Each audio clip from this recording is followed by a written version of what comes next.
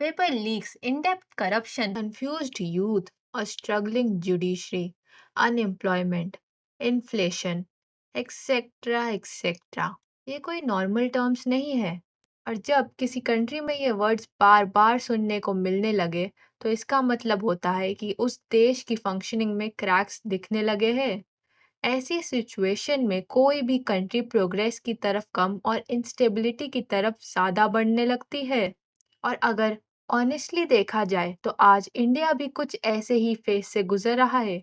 ये टर्म्स आज इंडिया की डे टू डे लाइफ का हिस्सा बन चुकी है। आज दुनिया एआई, टेक्नोलॉजी, इनोवेशन और ग्लोबल कंपटीशन के साथ बहुत तेजी से आगे बढ़ रही है। लेकिन सवाल ये है, क्या इंडिया रैपिडली चेंजिंग वर्ल्ड के साथ पेस मेंटेन कर पा रहा है? सबसे पहले बात करते हैं पेपर लीक्स की। ये शायद आज इंडिया का सबसे फ्रस्ट्रेटिंग इशू बन चुका है। हर साल लाखों स्टूडेंट्स गवर्नमेंट एग्जाम्स के लिए प्रिपरेशन करते हैं। वैसे ही उनके ऊपर मार्क्स का प्रेशर, कंपटीशन का प्रेशर और फैमिली एक्सपेक्टेशंस होती है। और जब पेपर लीक हो जाता है, मतलब फिर से एग्ज़ाम दो, फिर से वही हज़ारों पेजेस रिवाइज करो, फिर से अनसर्टेनिटी, पेपर इजी होगा या डिफ़िकल्ट, सिलेक्शन होगा या नहीं। ये सिर्फ एग्ज़ाम दोबारा देने का प्रेशर नहीं होता, ये मेंटल प्रेशर होता है। और इसी प्रेशर के बीच कुछ स्टूडेंट्स ऐसे एक्सट्रीम डिसीजंस ले लेते हैं जो पूरी सोसाइटी से एक सवाल पूछते हैं, क्या एक एग्ज़ाम की वजह से किसी की पूरी ज़िंदगी ख़त्म हो जानी चाहिए? रिपोर्ट्स के मुताबिक 2002 से लेकर अब तक इंडिया में 89 से ज़्यादा पेपर लीक इंसिडेंट रिपोर्ट किए जा चुके हैं। और इन इंसिडेंट्स के बीच कई स्टूडेंट्स ने अपनी जान भी गंवा दी।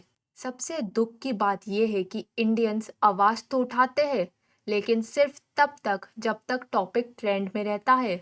जैसे ही कोई नया इशू आ जाता है, पुराना इशू धीरे धीरे लोगों की मेमोरी से भी निकल जाता है।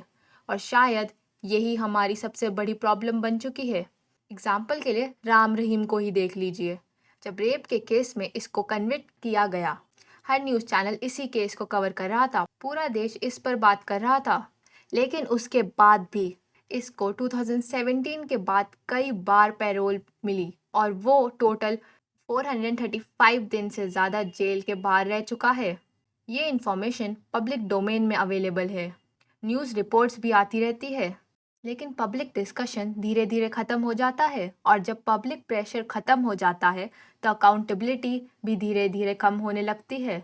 अगर कोई ऑर्गेनाइजेशन या पॉलिटिकल पार्टी किसी जेन्युइन पब्लिक इशू को उठाती है, तो ऑनलाइन सपोर्ट तो बहुत मिलता है, एक लाइक, एक शेयर, एक कमेंट। लेकिन ग्राउंड रियलिटी कुछ और होती है। और यही पैटर्न मीडिया हाउसेस और सेंट्रल गवर्नमेंट अच्छे से जानती है। वो जानते हैं कोई भी मुद्दा एक मंथ से ज़्यादा ट्रेंड में नहीं रहता। Same thing is happening with cockroach Janata party. मैं किसी पॉलिटिकल पार्टी को सपोर्ट नहीं करती, लेकिन अगर कोई पेपर लीक जैसे सीरियस इशू पर एजुकेशन मिनिस्टर की अकाउंटेबिलिटी या रेजिग्नेशन की डिमांड कर रहा है, तो उस इशू को उसकी मेरिट पर जज करना चाहिए। ऑनलाइन सपोर्ट और ग्राउंड सपोर्ट में बहुत बड़ा डिफरेंस होता है। और ये पैटर्न सिर्फ पेपर लीक्स तक लिमिटेड नहीं है। इलेक्शन हो या अनएम्प्लॉयमेंट, हर बार सोशल मीडिया पर हजारों लोग चेंज की बात करते हैं, लेकिन जब पीसफुल प्रोटेस्ट या पब्लिक कैंपेन होता है, तो ऑनलाइन सपोर्टर्स का सिर्फ एक छोटा सा हिस्सा ही ग्राउंड पर नजर आता है। अगर हमें एज सिटीजन चेंज चाहिए, तो डेमोक्रेसी सिर्फ लाइक्स, कमेंट्स और हैशटैग से नहीं चलेगी। अब बात करते हैं इंडियन जुडिशरी और क्रिमिनल जस्टिस सिस्टम की। एक सिस्टम तभी स्ट्रांग माना जाता है जब वो सिर्फ क्रिमिनल्स को पनिश नहीं करे, बल्कि इन्वेस्टिगेशन और लीगल प्रोसीजर को भी एक्यूरेटली फॉलो करे। लेकिन इंडिया में कई बार ऐसे केसेस देखने को मिलते हैं जहां इन्वेस्टिगेशन की मिस्टेक्स पूरे केस को अफेक्ट कर देती है। सबसे रीसेंट एग्जाम्पल ले लो, सोनम रघुवंशी केस। ये केस पूरे देश में हेडलाइंस बना। एलिगेशन था कि हनीमून के दौरान अपने हस्बैंड राजा रघुवंशी की मर्डर कॉन्स्पिरेसी में सोनम और उसके बॉयफ्रेंड का रोल था। पुलिस ने इन्वेस्टिगेशन के बाद अरेस्ट भी किए, लेकिन बाद में कोर्ट ने सोनम को बेल दे दी। रीज़न ये नहीं था कि कोर्ट ने उसे इनोसेंट डिक्लेयर कर दिया। रीज़न था कि अरेस्ट प्रोसेस में सीरियस लीगल लैप्स पाए गए। रिपोर्ट्स के मुताबिक पुलिस ने अरेस्ट डॉक्यूमेंट्स में गलत और non existent legal section mention किया, और अरेस्ट के ग्राउंड्स को लीगल रिक्वायरमेंट्स के मुताबिक कम्युनिकेट नहीं किया। और यही प्रॉब्लम है, अगर इतने हाई प्रोफाइल मर्डर केस में भी पुलिस बेसिक लीगल प्रोसीजर्स सही से फॉलो नहीं कर पाती, तो आम आदमी के केसेस का क्या होता होगा। कोर्ट का काम लॉ को फॉलो करना है। अगर पुलिस प्रोसीजर्स ही गलत फॉलो करेगी तो कोर्ट उस गलती को इग्नोर नहीं कर सकती। इसलिए सिर्फ जुडिशरी का इशू नहीं है, ये पूरे क्रिमिनल जस्टिस का इशू है। और जब ऐसी मिस्टेक्स बार बार सामने आती है, तब लोगों का सिस्टम पर ट्रस्ट भी धीरे धीरे कम होने लगता है।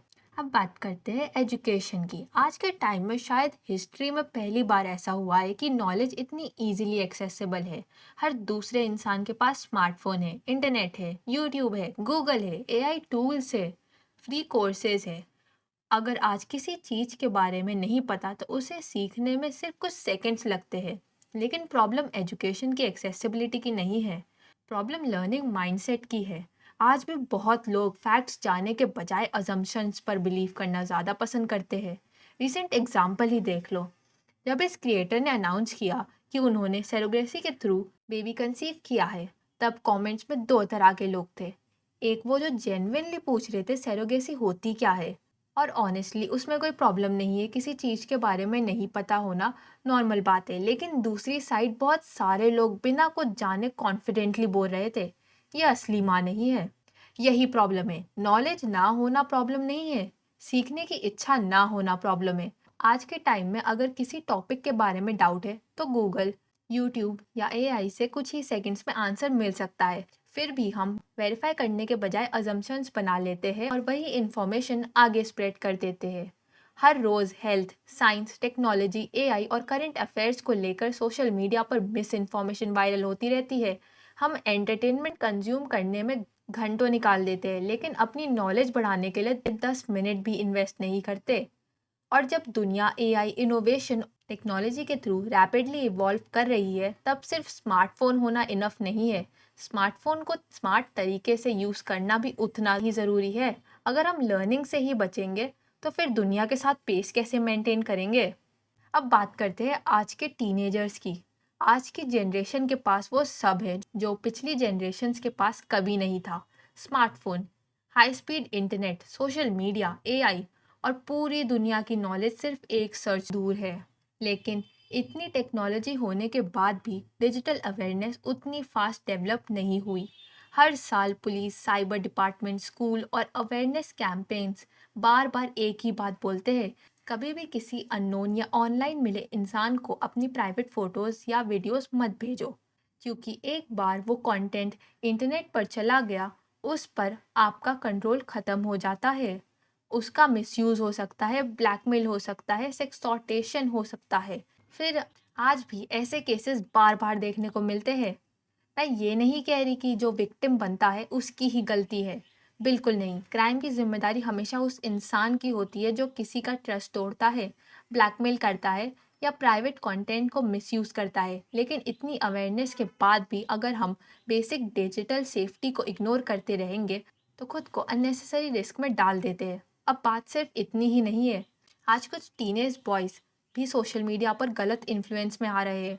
कुछ लोग ऑनलाइन फेम के लिए डेंजरस स्टंट्स करते हैं, कुछ टॉक्सिक इन्फ्लुएंसर्स को आइडल बना लेते हैं, कुछ गैंग कल्चर या वायलेंस को कूल समझने लगते हैं।